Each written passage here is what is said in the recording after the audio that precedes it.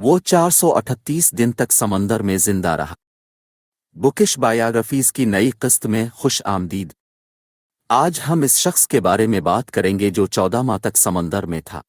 होजे Salvador एल्वरेंगा 17 नवंबर 2012 को अल्वारिनिगा Mexico के Chiapas के साहिल पर पीजियापान के करीब कोस्टा अज़विल के फिशिंग विलेज से रवाना हुआ।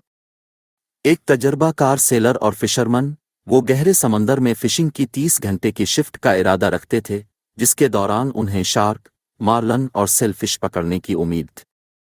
फिशिंग का उनका मामूल का साथी उनके साथ शामिल होने से कासिर था, लिहाजा उन्होंने इसके बजाय नातजुर्बाकार 23 साला इज़िकोएल कोर्डोबा को अपने साथ लाने का इंतज़ाम किया। जहाज़ पर सवार होने के कुछ ही देर बाद उनकी शिप 7 मीटर ऊंची टॉपलेस फाइबर ग्लास स्कैफ, जिसमें एक आउटबोर्ड मोटर और मछली ओहे को ज़ख़ीरा करने के लिए रेफ्रिजरेटर के साइज़ का आइस बॉक्स नस्ब था, 5 दिन तक जारी रहने वाले तूफान की जद में आ गई, जिसके दौरान मोटर और ज़्यादातर पोर्टेबल इलेक्ट्रॉनिक्स को नुकसान पहुंचा। अल्वारिनिगा ने रेडियो की बैटरी ख़त्म होने से पहले अपने बॉस को 2 तरफ़ा रेडियो पर फ़ोन किया और मदद की दरख्वास्त की। तूफान में फिशिंग का ज़्यादातर सामान भी ज़ाय तबाह हो गया था, जिसकी वजह से उनके पास सिर्फ मुट्ठी भर बुनियादी सामान और बहुत कम खुराक रह गई थी। अल्वारिनिगा के एम्प्लोयर की जानिब से मुनक़िद की जाने वाली सर्च पार्टी लापता अफराद का कोई सुराग लगाने में नाकाम रही और 2 दिन के बाद इसने काम छोड़ दिया। अल्वारिनिगा अपने नंगे हाथों से मछलियाँ, कछुए, जेलीफिश और समुद्री परिंदों को पकड़ने में कामयाब रहे, और ये जोड़ा कभी कभार पानी में तैरते हुए खाने और प्लास्टिक के टुकड़ों को बचाता था।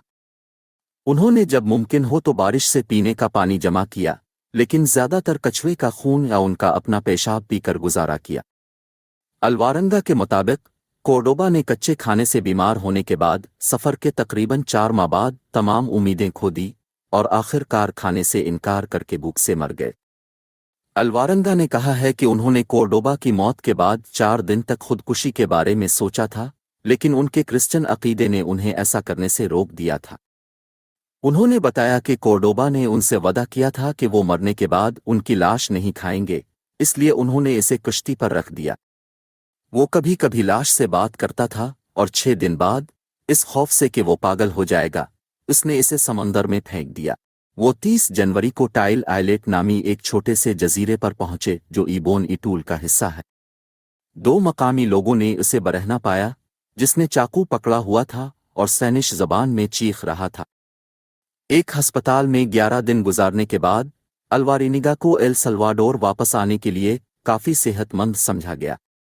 ताहम, उन्हें खून की कमी की तशख़ीस हुई, उन्हें सोने में दुश्वारी थी और पानी का खौफ पैदा हुआ था।